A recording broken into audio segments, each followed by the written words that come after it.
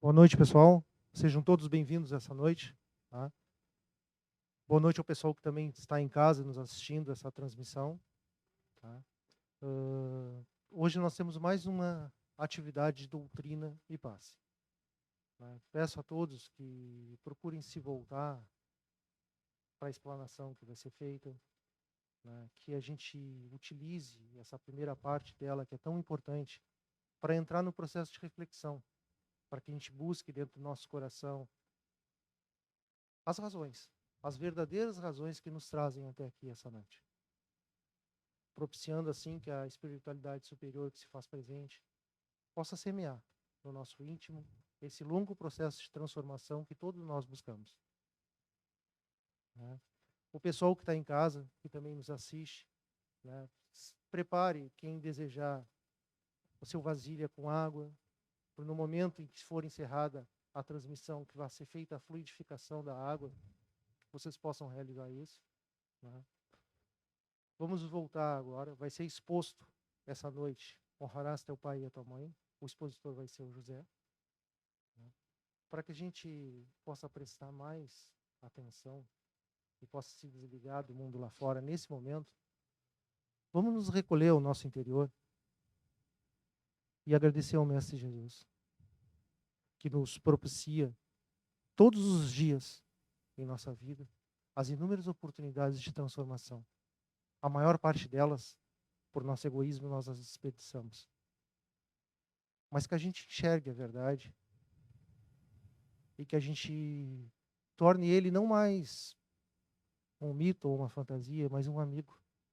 Não mais um Deus de sonho, mas um Deus de amor e verdadeiro que passa a ser nosso companheiro nessa luta tão importante da nossa transformação. Desejo a todos uma boa palestra.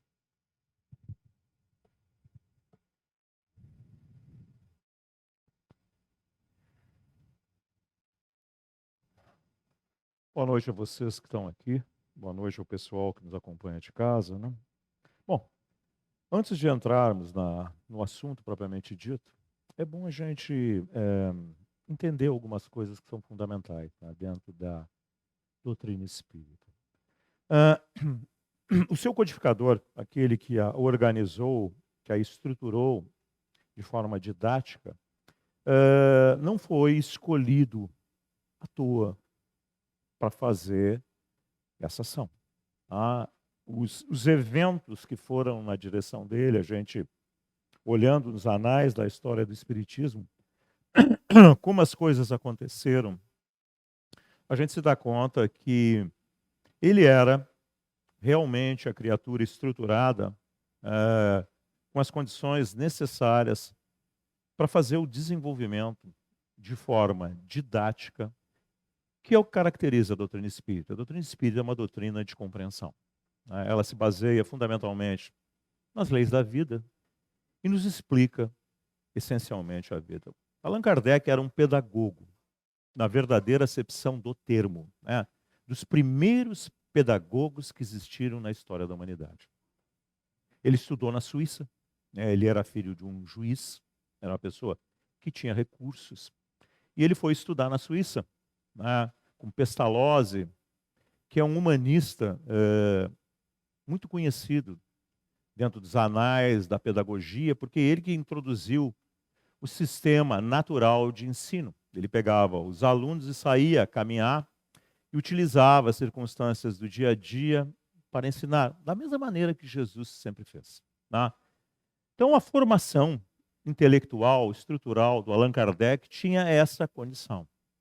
Quando ele é guindado, ele é membro, né? Ele está numa ação, num momento em que a República Francesa tinha se desmanchado.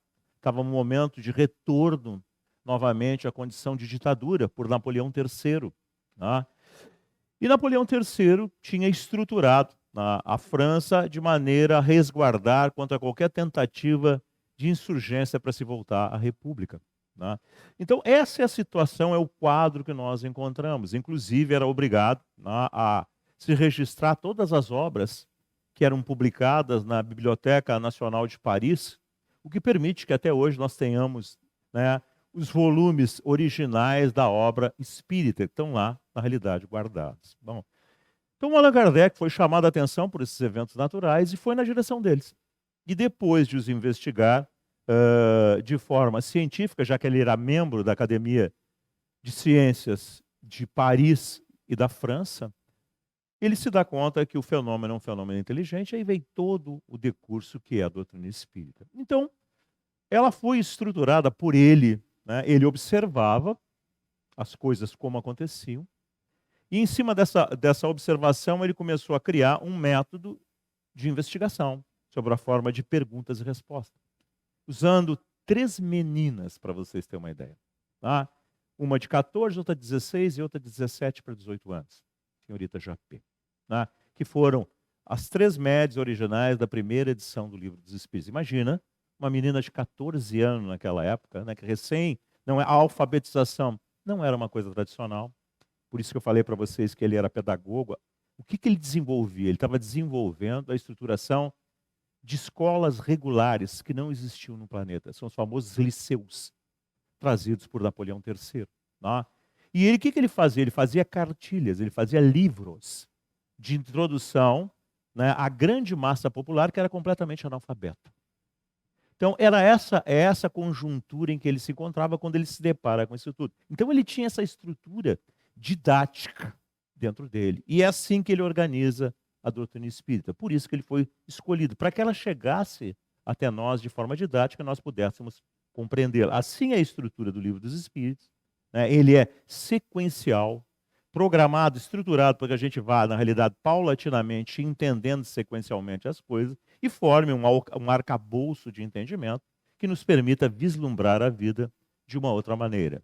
Em sequência, existe um livro de transição entre os conceitos religiosos tradicionais, fundamentados na Bíblia, mais exatamente nos Evangelhos, né, já que a Bíblia é um conjunto de livros muito mais amplo.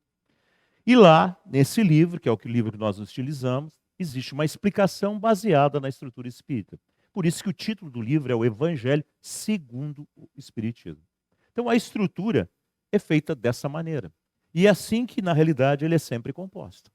Bom, entendendo tudo isso, nós vamos, na realidade, se dar conta que a casa, que é a nossa instituição, usa, na realidade, 2 dias para desenvolver essa atividade. Uma às terças e outras às sábados. Às terças tem uma escala de sequência do livro do Evangelho segundo o Espiritismo. E no sábado tem outra sequência. Como esse livro foi estruturado de maneira também progressiva, um capítulo é sempre base, condicional, para que a gente vá formando um entendimento e possa, na realidade, cada vez avançando mais, compreender de forma mais ampla. Por isso que a gente sempre faz uma relação em relação ao capítulo anterior. No caso específico de hoje, de terça passada. Quando a gente estiver no sábado, vai ser a relação do sábado anterior. Eu estou falando isso para vocês entenderem por que a gente sempre volta ao capítulo anterior. Porque nem sempre as pessoas que estão no dia atual estavam na semana anterior. E, consequentemente, não têm noção do que foi tratado no capítulo anterior. Então, por isso que a gente sempre volta de maneira a mostrar a relação que existe dentro da obra. Bom, feito essa conjuntura toda para nós podermos entender, vamos então à atividade dessa noite. O que foi tratado na semana passada? Tá? Sobre o título do capítulo, não saiba a vossa mão esquerda o que a vossa mão direita dá. Qual é a ideia contida? Eu não vou fazer a exposição de novo do capítulo, mas a ideia é o desinteresse. É a relação de nós fazermos alguma coisa pela natureza essencial da própria coisa, não usando a coisa como um subterfúgio. Normalmente, nós temos comportamentos ao contrário. Nós usamos as situações como subterfúgio para chegar numa determinada situação. E isso vai ao contrário da transparência. E aí vai a questão e a pergunta, por que a gente, na maioria das vezes, age assim? Se a gente se analisar, a gente vai se dar conta. Porque a gente aprendeu, dentro do tempo, muitas vezes a gente já nasce com essas tendências, que é um reflexo do comportamento de vidas passadas, né? E que se repete na atual, pela sociedade que nos ensina dessa maneira, que nós temos que nos adaptar às circunstâncias que são moduladas de acordo com a pessoa ou com a circunstância que a gente lida. Então, se vocês pensarem e forem verdadeiros na sua autoanálise, vocês vão ver que a gente não é sempre linear. Tá? A gente normalmente adapta a nossa relação em função de quem que a gente trata, aonde a gente está inserido. Né? Em determinados momentos nós conseguimos ser de determinada maneira, em outros nós somos de forma diferente. Qual é o problema disso? Vocês poderiam perguntar. O problema disso é assim, ó, quem nós somos? Na realidade, como é que nós pensamos? Porque se nós variamos a nossa maneira de tratar e de agir segundo as nossas circunstâncias, que convicção a gente tem de alguma coisa? Qual é a linha de racionalidade e desenvolvimento que a gente, na realidade, precisa estabelecer para se definir, para ter uma sequência de entendimento que reflete o comportamento? Vocês notam que isso é tão verdadeiro que a nossa sociedade atual ela se baseia no que foi definido pela expressão politicamente correto. O que é isso? Alguém ou alguéms determinam um enquadramento numa determinada situação sobre uma ótica específica e determinam que aquilo deve ser utilizado por todas as pessoas sem contestação. Ora, eu perguntaria para vocês, como pode haver progresso numa sociedade que é imperfeita, e nós sabemos que a sociedade é imperfeita, basta nós olharmos as consequências do mundo que nós vivemos, se não houver processo crítico em cima de tudo que se faz.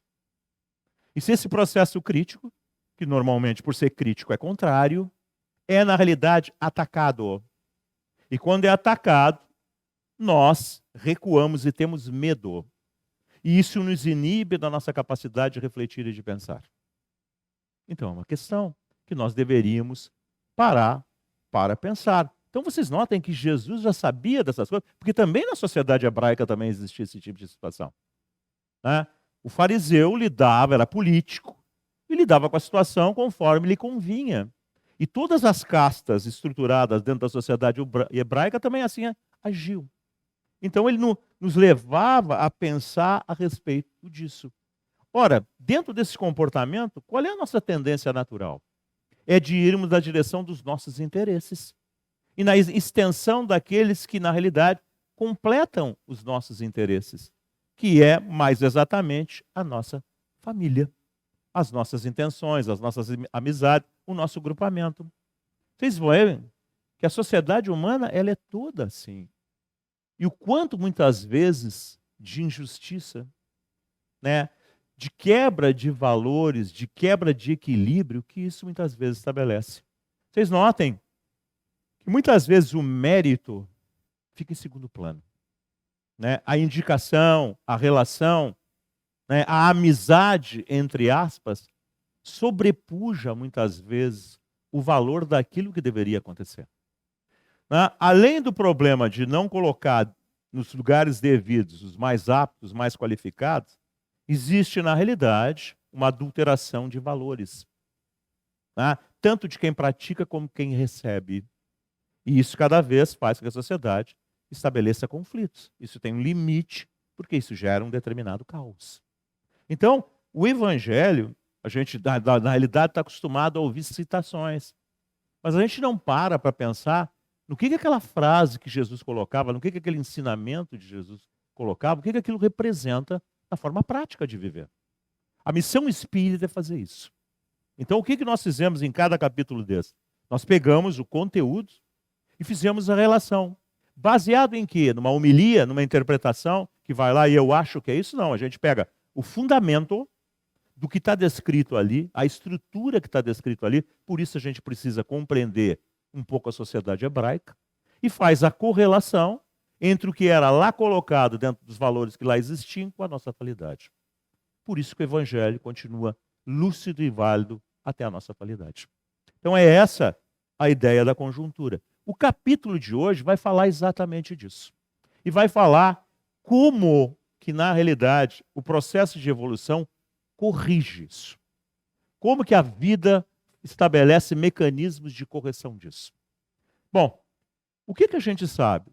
Quando a gente faz esses grupamentos restritos, que não são muitas vezes justos, eu disse para vocês que a gente, além de prejudicar alguém, distorce o caráter daquele que é favorecido. Isso gera animosidades, gera desequilíbrio. Né? E como corrigir essas situações, já que muitas vezes, durante uma existência, isso não é possível de ser feito. A gente prejudica alguém. Já se a gente olhar a história da humanidade dentro do tempo, nós vamos ver as castas sociais que sempre existiram. Existia a nobreza, clero e a grande massa popular que era explorada. É o modelo social da humanidade durante largo tempo. Quanto prejuízo houve dentro dessa trajetória, dentro do tempo? Então, como que se corrige isso até os dias atuais? Como que, na realidade, aquele que foi prejudicado e que desenvolve, muitas vezes, um conflito dentro do seu interior, na direção do outro, e esse outro tem parte de responsabilidade nisso, como que resolver essa questão? Como que, na realidade, terminar com esses conflitos internos que foram gerados por A, B ou C sobre outros? O método é a aproximação. Mas que aproximação? Baseado exatamente nesse tipo de comportamento. Qual é o tipo de comportamento? De extensão do próprio eu. Então, quem que a gente protege primariamente? A nossa família, os nossos amigos. Eu estou sendo redundante, eu estou repetindo. Ora, como resolver essa questão e, ao mesmo tempo, solucionar a questão daqueles que nós prejudicamos anteriormente? Só tem uma maneira: colocá-los dentro da nossa família. Porque a nossa extensão comportamental, o nosso primarismo emocional, vai continuar agindo assim enquanto nós não atingirmos um determinado patamar. Então, o que eu vou fazer dentro do processo de evolução? Pensem, se eu tivesse esse poder de resolver essa situação, que é a lei natural, a lei divina, vamos pegar o prejudicado e vamos implantá-lo dentro da família futura daquele que gerou o problema.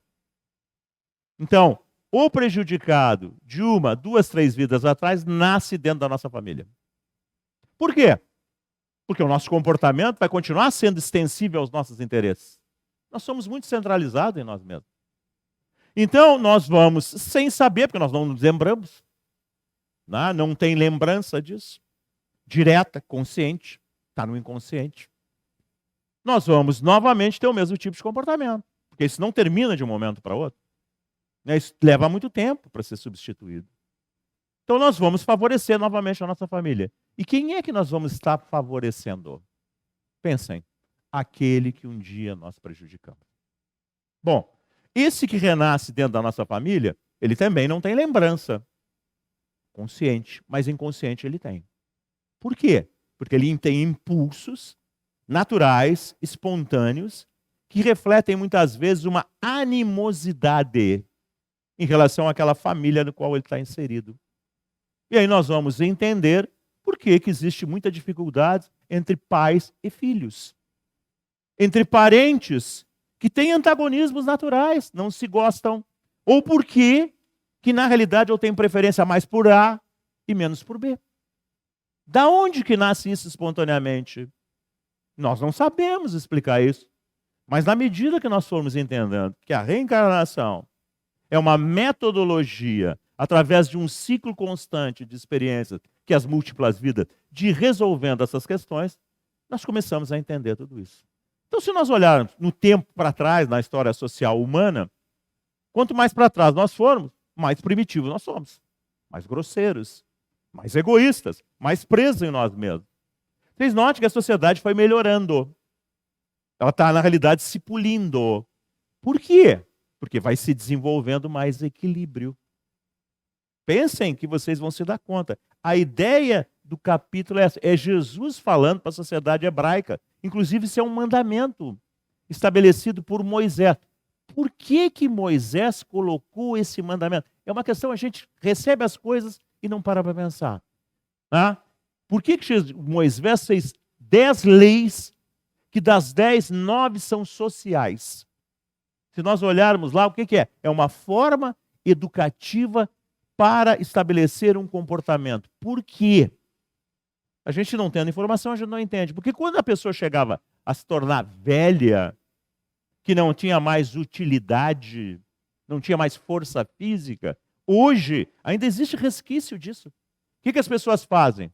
Pegam as pessoas velhas e socam em asilos, em casas de saúde, com a justificativa de que elas vão ser melhor tratadas. Perguntem para elas, se emocionalmente elas pensam e sentem que é assim. Ou se elas se sentem, na realidade, excluídas e abandonadas. Mas a justificativa é essa. E no fundo não é. No fundo é porque dá trabalho, é porque eu vou me ocupar de uma outra maneira. Então notem que isso existe hoje. Se nós formos para trás, na sociedade hebraica isso era muito pior. Tinha vales de segregação, tinha vales que eram zonas em que as pessoas eram colocadas. Tinha o domínio da doença da época, era, na realidade, a hanseníase, a lepra, para vocês terem uma ideia. As pessoas que tinham lepra eram colocadas em vales isoladas para morrer. Tá? As mulheres que eram consideradas adúlteras eram isoladas. Os velhos eram abandonados. Esse era o comportamento utilitarista da sociedade hebraica. O que Moisés faz? Estabelece um regulamento dizendo que é uma lei divina, e é uma lei divina no sentido do aprimoramento emocional do ser, que não deveria ser mais assim. Por isso, honrai vosso pai e vossa mãe. Entendendo esse mecanismo das relações de trocas dos espíritos dentro do tempo, nós vamos entender que essa repelência que muitas vezes existia, deveria, na realidade, ser combatida por uma lei que vinha de fora, já que internamente o indivíduo espontaneamente não faria isso. Então, era obrigado, ainda por interesse, para ir para a realidade, para o céu hebraico, ele deveria agir dessa maneira. E pelo hábito, quer dizer, o hábito gera em nós um comportamento. Exemplo para vocês entenderem. Uma pessoa que tem um determinado vício, ela tem uma habitualidade, ela tem uma forma compulsiva. Qualquer tipo de vício, desde os vícios físicos, beber, fumar, ele está condicionado àquilo, a vícios emocionais. Como se combate a ação de um vício, que é uma dependência? Impondo o quê? Um rigorismo, uma disciplina. A pessoa que tem, por exemplo, ação de alcoolismo ou de droga, qual é o tratamento inicial? Isolá-lo da situação, porque ele vai ter abstinência. Isola ele. Não deixa ele ficar em contato, porque aquilo ali é um ciclo de repetição. Emocionalmente é a mesma coisa. Existia uma tendência natural a quê? Ao utilitarismo, a querer para si. Então vem uma lei de fora disso, você não pode fazer isso. Vou te isolar desse comportamento, desse tipo de coisa. Por quê? Porque tu tem interesse, tu é egoísta. Tu quer ir para o céu. Então, para tu ir para o céu, a relação que tu vai ter que fazer é não abandonar o teu pai, a tua mãe, não jogá-los fora. Vais ter que, na realidade, continuar com eles.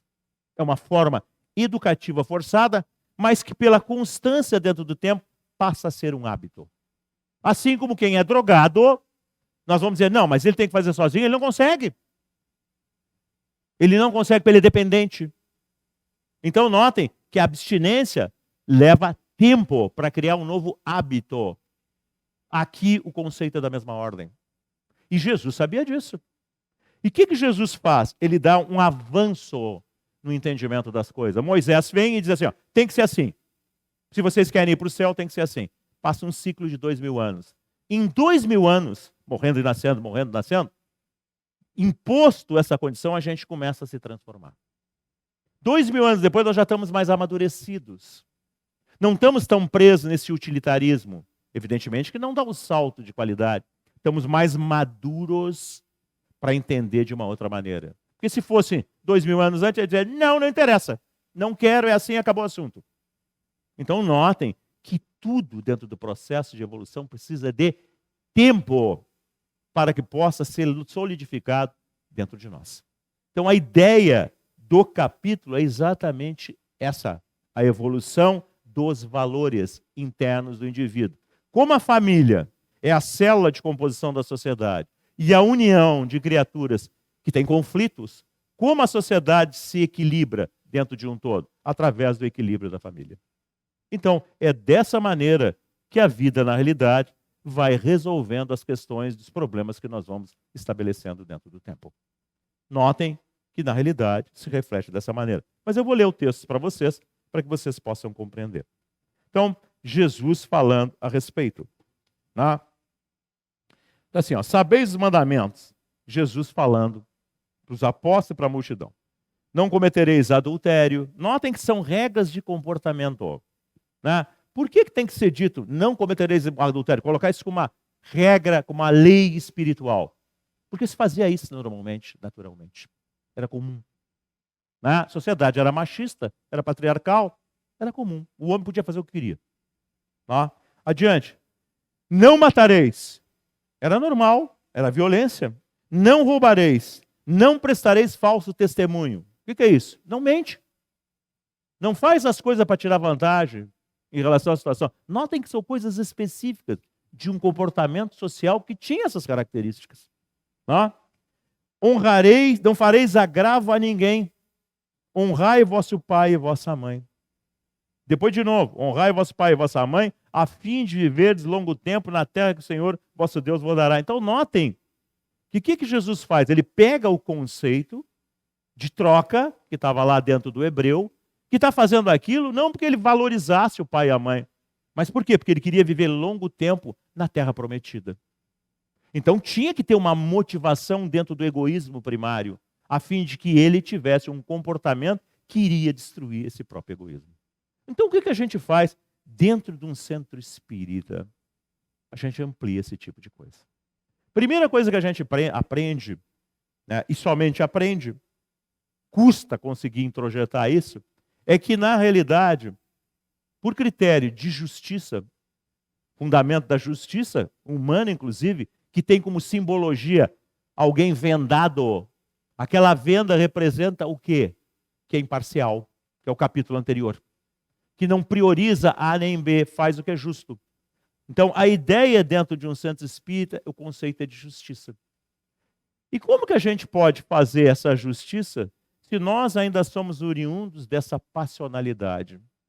Nós também vamos ter que aplicar essa relação prática sobre nós mesmos. Porque nós também temos tendência de comportamento desse tipo dessa maneira de ser. A gente vê isso nos fenômenos mediúnicos. Vocês acham que o fenômeno mediúnico é uma coisa assim sobrenatural? Não é. É um fenômeno extremamente natural. É uma criatura humana, igualzinho a nós. Igual. Um espírito é igual a nós. Com um comportamento extremamente semelhante ao nosso. Do pós-morte. Uma sociedade sobrevivente. Presa aqui, a grande maioria deles ainda preso aqui, com esses conceitos desse tipo. Fazendo o que eles acham que é interesse deles. Puxando a sardinha para o seu lado. Aí o que a gente tem que, na realidade, levar para eles? Só informação? Informação não convence. Vocês estão me ouvindo? E o que vocês querem, a maioria de vocês? Querem tomar passe. Como se o passe fosse uma coisa amarga. Pegar lá, faz pum, pum, pum, pum, pum, tira meus problemas. Não tem como. Quem cria situações somos nós. Nós alimentamos a nossa estrutura interna. Entendam bem isso. A medicina definiu que existe sempre um fundo psicossomático em todos os estados doentios. É uma realidade? É. O que é psique? O que é soma? Soma é corpo em grego. Psique é alma ou espírito. Ou mente, como vocês quiserem. Então é a ação dessas conjunturas sobre a estrutura corpórea. Então notem que não vem de fora, vem de dentro. Tanto é assim que nós temos, atualmente, sempre tivemos, mas agora está aumentando muito, uma condição enorme de doenças de autoagressão. Não sei se vocês sabem disso. Vou dar um exemplo notório para vocês. Tá? Universalmente conhecido. Tá? A queima de açúcar. Vocês sabem, todo mundo sabe o que é isso aí. Né? Diabetes. Uma diabetes é uma doença autoimune. O que é uma doença autoimune? É uma doença no qual o organismo ataca a estrutura do próprio organismo. E, na realidade, coloca ele em fase caótica. Toda doença autoimune é assim. Não é invenção de espírito, é um conceito médico. A medicina somente não explica por que acontece isso. Mas a doutrina espírita explica. É dos conceitos redundantes da culpa dentro do tempo, em que o indivíduo, pela culpa, se autopune. E começa, na realidade, a atacar ele próprio. O reflexo material disso é a ação orgânica sobre si próprio. Então, qual é o processo de cura tão citado pela Joana de Ângeles em suas obras a respeito de terminar com tudo isso? era a mesma coisa que o grego, há 4.000 anos atrás, dizia. Dizia que uma mente sã tem um corpo em decorrência são. Grego que disse isso há 4.000 anos atrás. O que é uma mente sã? Uma mente equilibrada. É uma maneira de se viver com equilíbrio, sem culpa, sem conflitos. Então notem que, na realidade, nós viemos para uma instituição espírita para começar lenta e gradualmente a estudar e entender tudo isso de forma prática. Mas não pode viver simplesmente uma mera informação. Tem que ser um estado de convicção. Ou seja, eu tenho que desenvolver esse estado dentro de mim. Porque a informação, como qualquer informação, entra e passa, ela não fica. A incorporação do patrimônio da informação, sob forma de hábito, substitui um estado anterior, como eu disse anteriormente para vocês. Então, uma coisa que era conflituosa, que era culpa, que era uma dificuldade, é substituído por uma saída de equilíbrio, no qual o indivíduo, não tendo mais esses conflitos, não tem as decorrências dele. E aí ele vai se estruturando e vai melhorando. Não somente metabolicamente no corpo, mas espiritualmente. E inclusive nessas relações de atuação de espíritos, que muitas vezes não nasceram e que têm ações contrárias de vingança contra o indivíduo em função dessas relações de vida passada. Que todos vocês já ouviram falar das atuações espirituais e que as pessoas acham que vem pedir na sociedade espírita um trabalho para resolver isso. Né? Inclusive tem trabalhos específicos para isso, que chama trabalho de desobsessão. A palavra obsessão vem do latim obsecare, ideia fixa. Então o que se faz lá dentro de um trabalho de desobsessão? A gente vai na direção de um contra outro? Não. A gente vai na direção do indivíduo desencarnado que está ali fixado naquela ideia, porque ele sofreu uma ação numa vida passada, ele não consegue se libertar daquilo, e ele não vê naquele indivíduo renascido num outro corpo, mas que é o mesmo de outrora, a modificação. Ele vê o mesmo indivíduo num novo corpo fazendo as mesmas coisas. E ele se lembra. E ele se motiva mais ainda para continuar assim, e aí ele não sai de cima, que é o processo de atuação espiritual obsessiva. E que entra na cabeça das pessoas. E as pessoas começam a ser afetadas, gerando processos de pânico, de fixação, de ação mental constante, de esquizofrenia, que tanto se ouve falar e tão pouco se compreende. E o que se faz lá dentro desse trabalho? Se faz uma relação a favor do encarnado contra o desencarnado? Nunca. A vida é um processo de justiça. A gente vai lá e convence ele, não por palavras, mas por demonstração prática. Porque nós vamos falar com ele uma vez, e ele vai pensar assim, ele está tomando partido do outro. É imediatamente a reação que qualquer criatura humana tem. O que ele vai fazer? Ele vai sair para nos acompanhar, para ver quem nós somos. Se nós somos perdão da palavra, um cascateiro, né? Alguém que fala, mas não faz, ou se tem um fundo de verdade naquilo tudo. Ele tem a sua motivação e vai nos acompanhar. E vai nos ver no dia a dia se realmente a nossa vida é pautada nisso ou não. Se for pautada, já começa um processo de dúvida dentro dele. Esse sujeito me disse e age dessa maneira. Realmente, vou insistir mais. Vou, na realidade, provocar para ver se ele aguenta. Se ele não vai cair nas mesmas situações. E ele vai fazer isso. Mas como dizia Jesus, só lobo cai em armadilha de lobo. E se a gente, na realidade, tem essa constância, ele se dá conta disso. E tem um outro fator. Jesus dizia que o que sai pela boca provém do coração. E ele falava, usando uma figura, dizendo que uma árvore boa produz bons frutos. E uma árvore má produz maus frutos. Avalia-se a árvore pelos frutos que dá. Olha que fruto é o resultado do que a árvore da realidade representa. Nós somos a árvore. O fruto é tudo aquilo que a gente produz. Então, efetivamente, se associado a essa vida, as características internas mudam e nós emitimos valores. E esses valores chegam nesse indivíduo. E ele começa, dentro desse ambiente, pensar e ser de uma outra maneira. E ele dá o braço a torcer, não ao indivíduo, mas à relação própria, efetiva, que nós representamos e colocamos para ele. Ele tem uma nova motivação. Ele sai daquele círculo de vingança. Ele vê uma nova perspectiva. Ele sente se motiva a ser uma nova criatura e abandona aquilo. Mas se o indivíduo que ele perseguia continua da mesma situação, Jesus tem uma outra passagem que fala disso, que é a parábola da casa suja, dizendo que se uma casa se encontrar suja, vem um espírito e ali habita. Ele pode ser expulso, mas ele vai buscar outros 7. E se voltar a encontrar a casa suja, ele se instala com esses outros 7 e é muito mais difícil de tirá-los. Isso é uma parábola, que é uma figura, dizendo que o indivíduo foi liberto daquela situação, mas se ele permanece com as mesmas características, sem transformação, por condição de simpatia, de semelhança, ele vai atrair espíritos desequilibrados. E esses espíritos desequilibrados, encontrando um campo fértil, que é a sua maneira de ser, de pensar e de agir, vão se instalar, vão se unir a ele por processo de simpatia, de similitude espiritual. Vocês acham que isso não tem justiça? É a maior justiça que existe. Jesus definia isso, a cada um segundo suas obras. Cada um tem aquilo que cultua, aquilo que é. Paulo de Tarso falava da nuvem de testemunhas, que todos nós temos, nos refletindo a respeito disso.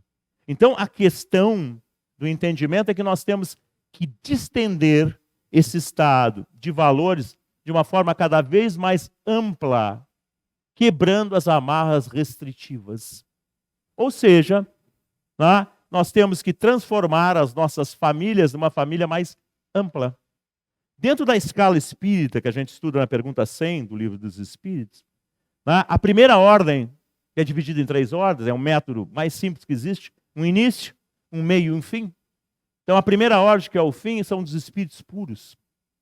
Esses espíritos não têm mais relação pessoal com ninguém. Eles atuam em relação a tudo. Exemplo, Jesus. Então, se nós tivermos uma sociedade que cada vez mais se aproxima desse tipo de característica, que tipo de sociedade vai ser? Vai ser harmônica, vai ser justa, ninguém vai explorar ninguém. Em consequência disso tudo, nós teremos um mundo melhor, porque nós seremos melhor. Nós estamos vivendo uma época de transição de valores. Vocês estão vendo a transição de valores. Isso é definido biblicamente. Esses choques todos que estão acontecendo é a demonstração dos finais desses tempos, dos estertores dessas coisas que não têm mais sentido, que deverão ser, na realidade, abominadas dentro do tempo e vão ser lembradas no futuro apenas como um passado, na realidade, de primitivismo. Nós estamos vivendo esses momentos finais dos tempos da iniquidade.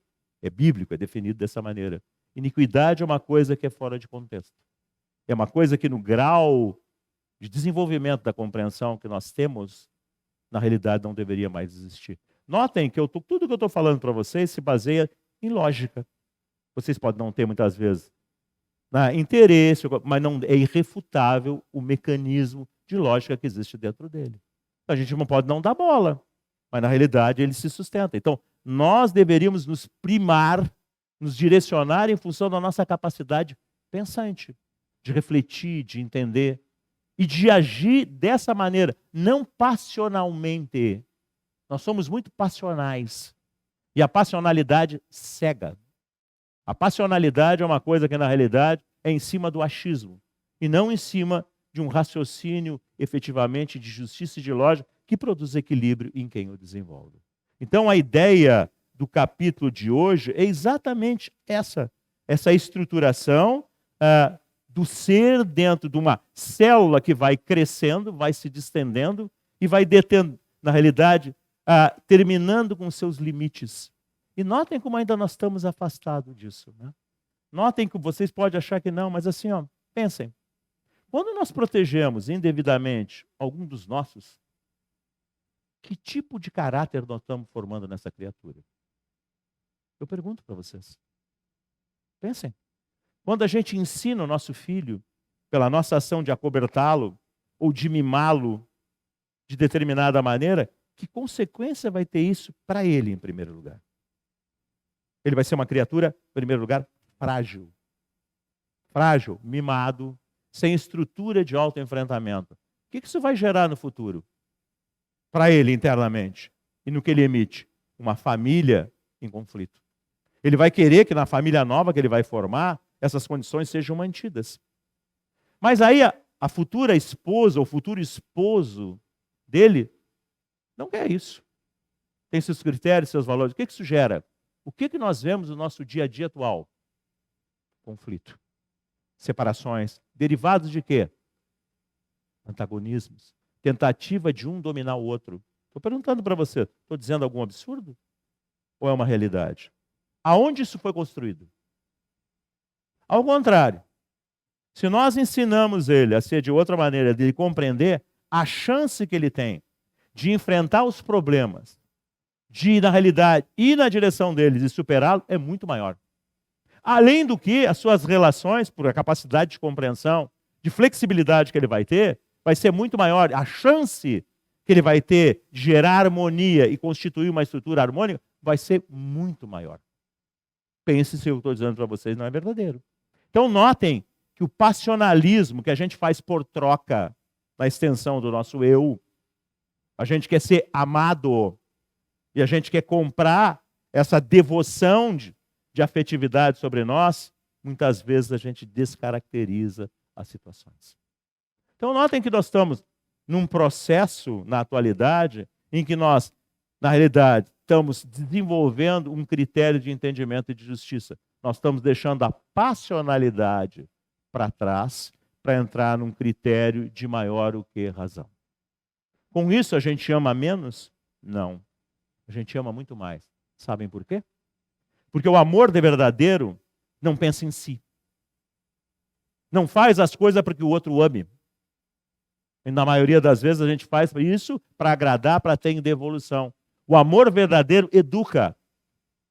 E muitas vezes, no trânsito da educação, o que a gente recebe? Cara feia, incompreensão. Aquela velha história, mas na casa do fulano é assim, na casa do Beltrano é assado. Mas quem tem consciência do seu papel, prefere abdicar da bem-querência na sua direção e formar alguém equilibrado para o futuro. Vai poder deitar no seu travesseiro e dizer, eu formei o meu filho. Ele não me compreendeu, mas ele vai amadurecer, ele vai crescer. E um dia, com as experiências da vida, ele vai entender tudo o que eu fiz para ele. Se eu não fizer isso, ele vai ser um revoltado, ele vai ser um frustrado, ele vai querer que todo mundo se condicione a ele, e isso vai gerar um caos. O que é melhor? Sofrer agora para ter um futuro definitivo? Ou ter uma fantasia agora para depois de morto ficar em choque, em conflito, em culpa, como nós vemos tantas vezes no fenômeno mediúnico. Pais e mães desesperados por não terem feito o que devia. Então notem que nós temos uma oportunidade prática de ver na sobrevivência os estados psicológicos que são construídos dentro do tempo. Era isso que eu queria dizer desde o início para vocês, mas eu tinha que construir tudo isso para vocês poderem entender. Então, doutrina espírita é uma doutrina que tem fundamentos de compreensão evolutiva dentro da vida, mas tem prática. Tem prática efetiva porque nós somos testados dentro de uma instituição espírita séria. Não existe atividade espírita sem espíritos. Não tem como. O Allan Kardec fez dessa maneira, na relação direta com o fenômeno mediúnico, e nós continuamos na atualidade usando o mesmo critério. É um critério de teste, de avaliação do nosso autoaperfeiçoamento. O espírito que nós lidamos tem uma personalidade, reage.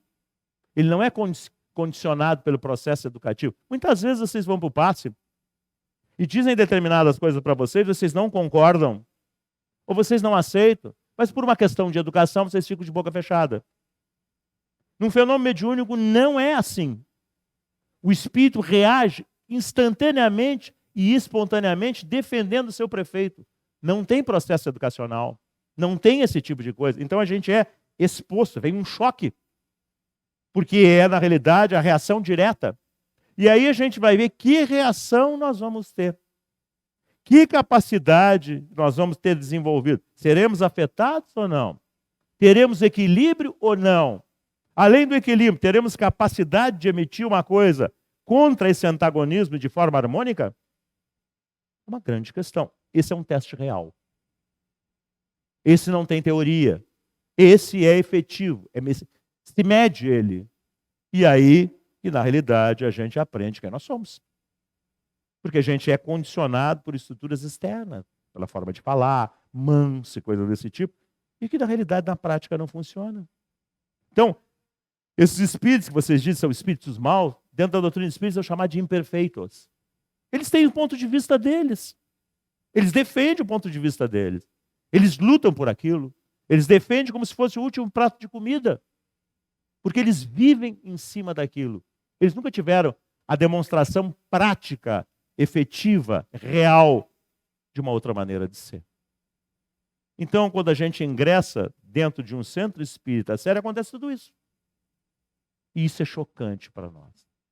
Porque, como eu disse no início para vocês, nós viemos uma jornada dentro do tempo, ao contrário, do formato, da ação, da modulação conforme nós lidamos.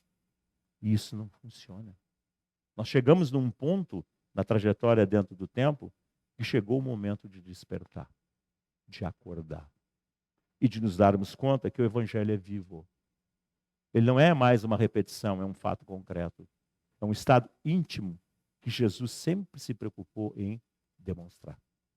No capítulo da semana que vem, vem o lema espírita, né? Que é a demonstração maior disso tudo. Qual é o lema espírita? Você sabe, fora da caridade não há salvação. Como é que a gente traduz isso para a gente entender? Fora do despreendimento de si mesmo, do combate do ego, né, que é essa coisa dominante, primitiva, material, que faz que a gente tenha esse comportamento, a gente não se liberta dessa injunção, dessa cadeia de nós mesmos. A gente não evolui. Então, fora do despreendimento do egoísmo, da centralização no eu, não há evolução. Vou fazer uma pergunta para vocês. Vou usar vários exemplos de várias áreas distintas. Católico, São Francisco. Hinduísta, Mahatma Gandhi. Espírita, Francisco Cândido Xavier. Siddhartha, budista, o Buda. Como foi o comportamento comum de todos eles? Como eles viveram? Os princípios não são todos iguais? Eles não foram a demonstração viva disso tudo que eu estou falando para vocês? Notem que são religiões diferentes, preceitos iguais. Maneira de ser iguais, estruturas iguais. Marcaram o tempo? E vou pegar o ápice disso tudo, um carpinteiro hebreu, um carpinteiro hebreu, notório, que apenas hoje, agora, nós estamos valorizando o que ele ensinou. Nós somos atraídos pelo sobrenatural, entre aspas, né? O milagre. O milagre fez o Evangelho sobreviver. E hoje nós estamos estudando o Evangelho. Nós estamos entrando na cerne da questão, na essência. O que leva, que nos determina quem nós somos. Por que nós somos assim e para onde nós vamos. Vocês estão me entendendo? Isso é, na realidade, a estrutura da doutrina espírita. Então, a doutrina espírita se estuda? Se estuda. Efetivamente se estuda, se pensa, se analisa, se lida com as situações, se é exposto. Tá? É uma coisa que causa impacto na nossa vida, para quem leva a sério, sim. Para quem está acostumado a vir no centro espírita a fazer uma coisinha, ficar o tempo inteiro, isso ser passista só? Não. Claro, evidentemente que não. Porque é um ato mecânico, movimento de mão. Mas qual a efetividade, muitas vezes, disso? O que adianta fazer uma frequência durante 30 anos e não crescer como ser? Não adianta nada.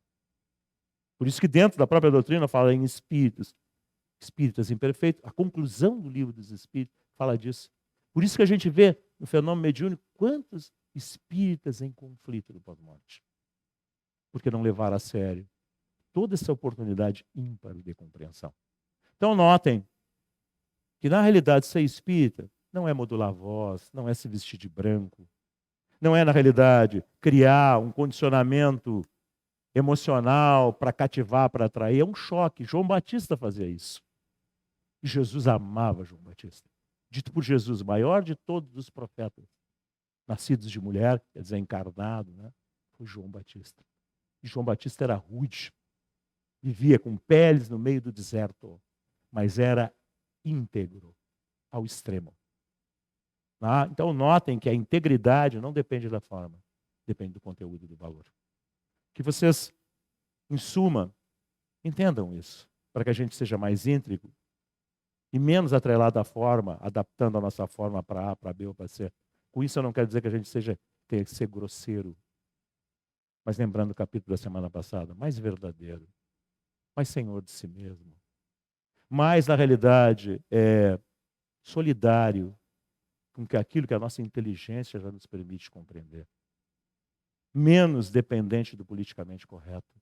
Faça o que é justo, faça o que é certo. Não importa que a grande maioria, no momento, não queira que seja assim. O mundo novo se constrói por criaturas novas. E cada um de nós pode acelerar tudo isso de uma maneira e de uma forma que vocês não têm nem noção. Então, fica a mensagem nessa noite, esperando a semana que vem, para que a gente reflita na semana que vem o lema espírita, né? O fora da caridade não há salvação.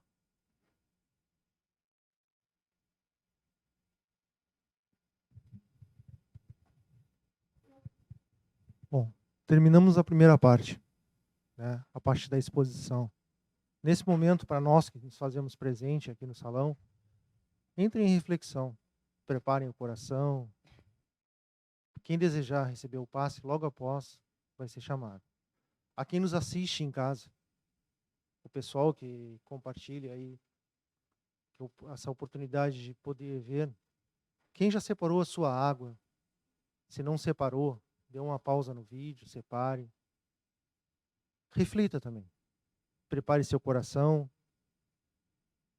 Mas o mais importante é o autorreconhecimento. É a gente saber reconhecer a nossa verdadeira necessidade. Porque é através do autorreconhecimento, da busca da nossa verdadeira necessidade de quem a gente é que a espiritualidade pode nos ceder o auxílio. Dessa forma, Senhor, te agradecemos nessa noite, porque apesar de 2000 anos que insistes em nos educar, rebeldes e falhos, como já fomos inúmeras vezes, aqui estamos ainda, mendigando um amor que sempre teve à nossa disposição. Então, nessa noite, te agradecemos. Te agradecemos por todo o conflito que hoje nos faz despertar. Te agradecemos pela esperança que está à nossa disposição. E se temos algo a te pedir, é que o amadurecimento venha, que a vergonha surja e que a gente dê os verdadeiros passos da nossa própria reconstrução. Que assim seja. Uma boa noite a todos. Até uma próxima transmissão.